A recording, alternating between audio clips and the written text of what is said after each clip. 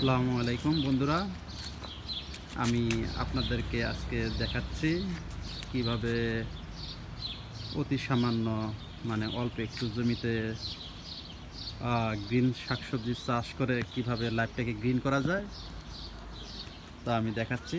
এটা স্পেশালি আমি করছি আমার ফ্যামিলির জন্য, কিভাবে সারা বছর গ্রিন শাকসবজি খাওয়া যায়। নট বিক্রির উদ্দেশ্যে, এটা বিক্রির উদ্দেশ্যে না, এটা শুধু আমরা করছি আমাদের প্রাইভেট পারপাস। দ্যাট মিন্স আমরা এই অতি সামান্য, দ্যাট মিন্স 2 শতক জমির মতো হবে বাড়ির আঙ্গিনায়। তা আমরা এখানে বেশ কয়েকটি প্লট করে অল্প অল্প করে শাকসবজি কয়েকদিন আগে পিছে করে বীজ বপন করছি। আমরা এখানে এই ডাটা শাকটা করছি যখন তার প্রায় 7 দিন পরে আমরা এই লাল শাক করছি। আবার এই ডাটা শাকের পূর্বে আমি আরেকটা ডাটা শাক করছিলাম, ওটা অলরেডি প্রায় শেষের দিকে, আমি দেখাচ্ছি। সেটা হচ্ছে রাইট হিয়ার। এটা আমি আগে করছিলাম, এটা প্রায় আমরা খাচ্ছি প্রায় 15 দিন থেকে। কিন্তু আমরা যখন থেকে এই লাল শাকটা দিস ডাটা শাক, এই ডাটা শাকটা খাওয়া শুরু করছি, তখন এই পর্যন্ত ছিল, স্টিল সেম সাইজ। এর সাইজের কোনো চেঞ্জ হয় নাই, কেননা আমরা যখন এই ডাটা শাকটা যখন আমরা উঠাই, সবসময় আমরা বড়টা উঠাই এবং ছোটো শাকগুলি আবার সেই বড় শাকের সমান হয়ে যায়। আমরা এই শাকের ভিতরে আরও কিছু প্লান্ট দিয়েছি, সেগুলি হচ্ছে ঢেঁড়স। এই ডাটা শাকের ভিতরে আছে ঢেঁড়স গাছ। এই যে আমি দেখাচ্ছি ঢেঁড়স গাছ, এটা ঢেঁড়স। আমরা এই কর্নার দিয়ে আমরা এই বেড়ার সাথে আমরা আফটার 1 ফিট আমরা প্রত্যেক 12 ইঞ্চি পর একটা করে আমরা ঢেঁড়স গাছ বপন করছি। সামটাইম 1 ফিটের মধ্যে 2টাও হয়ে গেছে, 3টা হয়ে গেছে। এটা আসলে ডিপেন্ড করে চারা গজানোর উপর। আমরা এর মধ্যে আমরা ক্যাপসিকাম করছি।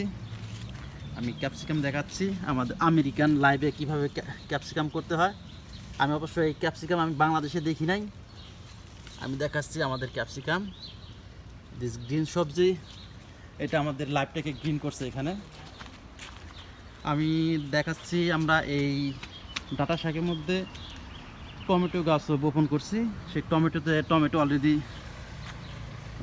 টমেটো দেখা যাচ্ছে, বেশ টমেটো, এর দেখতেও সুন্দর লাগে। আমার মনে হয় এই টমেটো খাওয়ার চাইতে দেখতেই বড় আনন্দের।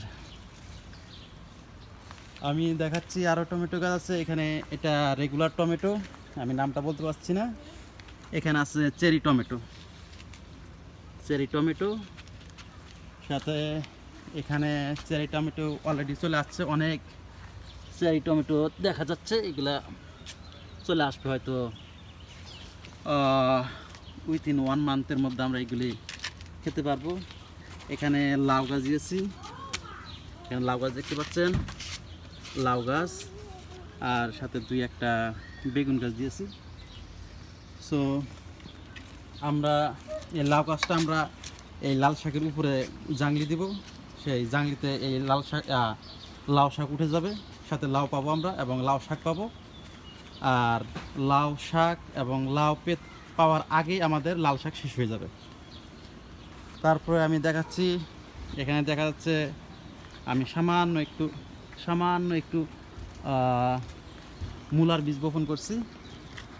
সেই মূলাও অলরেডি চলে এসেছে। তা আমি এই মূলাটা করছি, অ্যাকচুয়ালি আমি হাইব্রিড জাতের মূলা নিব সেই উদ্দেশ্যে করছিলাম, কিন্তু দুর্ভাগ্যবশত বীজটা আমার কেনা ছিল। সেই বীজটা মনে হয় আসলে শাক মূলার জন্য ছিল, যে কারণে আমি মূলা গাছে অলরেডি ফুল দেখতে পাচ্ছি। এটা আসলে আমার আশা পূরণ করতে পারবে না, এটা আসলে শাকের উদ্দেশ্যেই চলে যাবে। আমি এখানে আবার মূলার সাথে আমি কয়েকটা মরিচ গাছ দিয়েছি। এই মরিচ গাছগুলি মনে হয় যে পরিমাণ মরিচ দিবে তাতে আমার মরিচ কিনতে হবে না, এটা আমি আশা করতে পারি। দেখা যাক আল্লাহ কি করে। এখানে আমি আমেরিকাতে সাধারণত কচু শাক পাওয়া যায় না, যদিও আমাদের বাংলাদেশে গ্রাম বাংলায় যেখানে সেখানে কচু শাক পাওয়া যায়, কিন্তু আমেরিকাতে খুবই কঠিন এই কচু শাক পাওয়া। তা আমি এখানে কিছু কচু, এটা কি বলে মুখী কচু আর কি, আমি বপন করছি। এখানে বপন করার পর আমি এখন দেখতে পাচ্ছি কচু গাছ অলরেডি চলে আসছে। হয়তো কিছুদিনের মধ্যেই আশা করা যায় হয়তো 20 দিনের মধ্যে কচু শাক ওঠানো যাবে। এই যে আপনারা দেখতে পাচ্ছেন এগুলো কচু শাক, এই যে কচু শাক। এখানে আসলে জমি খুবই সামান্য পরিমাণ, তারপরেও দেখা যায় আমরা এই সামান্য পরিমাণ জমিতে যতদিন পর্যন্ত ঠান্ডা না আসছে ততদিন পর্যন্ত আমরা গ্রিন শাকসবজি খেতে পারি। আমি আশা করি বাংলাদেশের যারা গ্রামগঞ্জে এবং যারা উপশহরে বসবাস করেন তাদের আঙ্গিনায় যদি সামান্য পরিমাণ জমি থাকে, তারা যদি এরকম শাকসবজি চাষ করেন তাহলে আমার মনে হয় তাদেরকে আর বাজার ব্যাগ নিয়ে বাজার থেকে শাকসবজি কিনতে হবে না। তাদের যেরকম টাকা পয়সা সঞ্চয় হবে, তেমনি তাদের লাইফটাও গ্রিন হবে। আজকে আমাদের বাংলাদেশে দেখা যায় শাকসবজি না খাওয়ার কারণে বা ফরমালিনযুক্ত বিভিন্ন ধরনের শাকসবজি খাওয়ার কারণে আমাদের লাইফটা তছনছ হয়ে গেছে। তবে যদি আমরা এইভাবে চাষাবাদ করে খাওয়া শুরু করি এবং সবাই যদি স্বাস্থ্য সচেতন হই, তাহলে এটা আমাদের লাইফটাকে আরও সুন্দর করবে, এটা আশা করা যায়। এখানে আমি লাল শাক দিছি। এই লাল শাকগুলির সাথে আমি পুঁই শাকও দিয়েছি। এখানে দেখা যাচ্ছে লাল শাক এবং পুঁই শাক প্রায় একই সাথে বড় হচ্ছে। এই লাল শাকগুলি যখন আর একটু বড় হবে, এই পর্যন্ত দ্যাট মিন্স এটা 6 ইঞ্চির মতো হবে। 6 ইঞ্চির মতো এই লাল শাকের সাইজ আসলে তখন আমি লাল শাক উঠিয়ে নিব। লাল শাক উঠানোর পর তখন আপনারা দেখতে পাচ্ছেন এখানে এটা হচ্ছে পুঁই শাক, এটা পুঁই শাক। এই পুঁই শাকটা থাকবে, এই পুঁই শাকটা তখন এখানে থেকে যাবে। তখন পুঁই শাক আমরা উঠাইতে পারবো হয়তো আফটার 1 মান্থ। তখন আমরা পুঁই শাক খাওয়া স্টার্ট করব। এই পুঁই শাক খাওয়া স্টার্ট করলে তখন আমরা এই পুঁই শাকটা মাটির থেকে একবার উঠাই নিব না, আমরা এখানে 3 ইঞ্চি গুঁড়া রেখে আমরা উপরের দিকে পুঁই শাকটা কেটে নিব। কেটে নেওয়ার ফলে দেখা যাবে যে ওই গুঁড়া থেকে আরও অনেক কুশি বের হয়েছে। হয়তো আপনার 2 উইকস, আমরা 2 সপ্তাহ পর আবার আমরা পুঁই শাক পাবো। প্রথম দিকে একটু কম পেলেও পরে অনেক পুঁই শাক পাবো, যা আমাদের ফ্যামিলির জন্য যথেষ্ট। এবং আমরা আমাদের এই পুঁই শাক খেয়েও বেশি হয়, আমরা এগুলো কিছু পুঁই শাক ফ্রোজেনও করতে পারি। আর নট পুঁই শাক, আমরা এই শাকসবজি কিছু ফ্রোজেনও করতে পারি। তারপরে আমি দেখাচ্ছি এখানে হচ্ছে সিম গাছ। এখানে সিম গাছ দিছি। এখানে আমি কোনো গাছ দিই নাই, কারণ না এখানে জাঙ্গি হবে সিম গাছের, এই জন্য কিছু দিই নাই। তবে আমি লাল শাক দিলে দিতে পারতাম, কিন্তু আমার টাইম খুব কম, আমি পারি নাই। কেননা আমি বিভিন্ন সময় এখন আমেরিকাতে করোনা ভাইরাস একটা প্যান্ডামিক চলছে। এই করোনা ভাইরাসের কারণে আমরা যখন তখন যেখানে খুশি সেখানে যেতে পারি না, যার কারণে আমরা সার কিনতে পারতেছি না,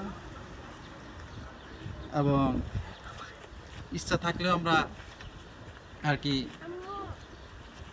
মানে যেখানে সেখানে যেতে পারি না। এই জন্য আমরা একটু মানে ঘরবন্দি আছি। যা হোক, আমি দেখালাম, এই ভিডিওটা দেখানোর উদ্দেশ্য হচ্ছে আমি একটা জিনিস ভুলে গেছি। আমি প্রথমে বলছি যে কিভাবে সারা বছর শাক সবজি খাওয়া যায় মাত্র 2% জমি অথবা 1% জমির মধ্যে। এজন্যে আপনারা যদি শাকসবজি করেন, আপনাদেরকে প্রথমে প্লট বাই প্লট করতে হবে। হয়তো আপনারা 10টা বা 12টা প্লট করলেন, সেই প্লটগুলি আপনারা দেখা যাবে 1 সপ্তাহ পর পর স্টার্ট করবেন শাকসবজি। আর পরিকল্পনা অনুযায়ী করবেন, তাহলে দেখা যাবে যে আপনারা সারা বছর শাকসবজি খেতে পারবেন। তা নাহলে যদি আপনারা দেখা যায় 2% জমির মধ্যে শাকসবজি করেন এবং সেই শাকসবজি দেখা যাবে সব শাকসবজি একসাথে চলে আসবে, তখন আপনাদেরকে দেখা যাবে হয়তো বাজারে বিক্রি করতে হবে, তা নাহলে মানুষকে এমনি দিয়ে দিতে হবে সব শাকসবজি, তা না হলে আপনাদেরকে এই শাকসবজি ফেলে দিতে হবে, কেননা এটা নষ্ট হয়ে যাওয়ার সম্ভাবনা থাকে। এখন ভাবতে পারেন ফ্রোজেন খাবো, হ্যাঁ ফ্রোজেন খাওয়া আর গ্রিন লাইফ গ্রিন শাকসবজি এটা হয় না। গ্রিন লাইফ গ্রিন শাকসবজি এটা যদি আপনারা একসাথে পেতে চান, তাহলে আপনাদেরকে এই প্লট করতে হবে এবং পরিকল্পনা অনুযায়ী করতে হবে। আশা করছি আর বাংলাদেশের যে ভাইরা আছেন, তারা দেখা যায় পড়ালেখা শেষ করে বাড়িতে বাবার সংসারে চুপচাপ বসে থাকেন, বাবা কি করে বাবার দিকে তাকায় থাকেন। হয়তো বাবা দেখা যাচ্ছে যে বিজনেসে যাচ্ছে, বিজনেস করার পর বাবা বাজার থেকে ব্যাগ ভর্তি করে লাল শাক বা অন্য অন্য শাকসবজি নিয়ে আসবে, সাথে মাছ মাংস, ওগুলো বসে বসে খাবেন। আর বাবাকে বোঝাবেন আপনি তো বেকার, আপনি কি করবেন, আপনার তো করার কিচ্ছু নাই, ঘুষ না দিলে চাকরি হয় না, আপনি কি করবেন। তা আমি আশা করি আপনারা যদি এরকম, আমার মনে হয় বাংলাদেশের প্রত্যেকটা মানুষেরই বাড়ির সাথে 1% বা 2% জমি আছে। তারা যদি পরিকল্পনা অনুযায়ী এভাবে চলেন, তাহলে বাবার সামান্যতম হলে হেল্প হয়। আমাদের আমেরিকাতে 6 মাস ঠান্ডা, 6 মাস গরম। আমরা 6 মাস যদিও শাকসবজি করতে পারি, কিন্তু আর 6 মাস আমরা করতে পারি না। কিন্তু আশা করি বাংলাদেশে এটা এই শাকসবজি সারা বছরই করা যায়। আশা করি আমার এই ভিডিওটা দেখে সবাই উপকৃত হবেন। Thank you so much. Tahid, দেখি একটা পিকচার নেই। মুরাদ, হ্যালো। হ্যাঁ, আমি আমার ছেলের পিকচার দেখাচ্ছি। তারা আমাকে হেল্প করছে, তারা মনে করে তারা আমাকে খুব হেল্প করছে, তারা দেখতেছে এগুলি, তারা শিখতেছে। আপনারাও আশা করি আপনাদের বাচ্চাদের নিয়ে এগুলি করবেন। এটা খুবই আনন্দের, এটা শখের কাজ এবং শখের সাথে সাথে দেখা যায় মানুষ সেবা। Thank you, bye by.